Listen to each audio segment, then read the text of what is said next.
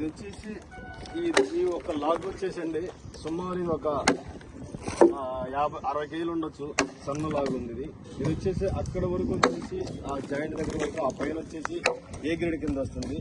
అక్కడ నుంచి ఇదంతా కూడా సి గ్రేడ్ కింద వస్తుంది.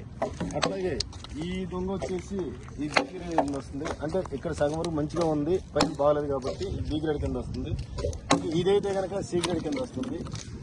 కాబట్టి ఇక్కడ A grade B grade C grade నిర్ధారించేది మెయిన్ ఒక లాగ్ బాగా ఉపయోగపడుతుందంటే నెంబర్ 1 గా బొమ్మ కావచ్చు, ఫర్నిచర్ ఇచ్చేది కావచ్చు.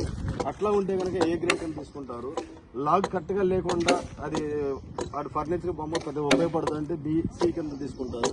కాబట్టి ఇక్కడ గ్రేడ్ అనేది 5-6 సంవత్సరాల నుంచి కూడా హార్డ్వుడ్ వస్తుందంట. కానీ మన 15 ఏళ్లలో కలర్ అయితే వస్తుంది, హార్డ్వుడ్ కొంచెం తక్కువ వస్తుంది.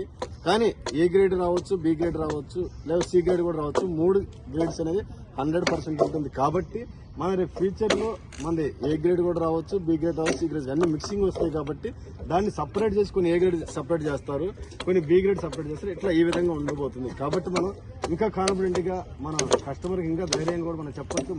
మనకు కాన్ఫిడెంట్ కూడా వచ్చిందండి. Thank you. ఇది వచ్చేసి బి గ్రేడ్. ఇదంతా కూడా ఆల్మోస్ట్ మధ్య వరకు ఏ గ్రేడ్ వస్తుంది.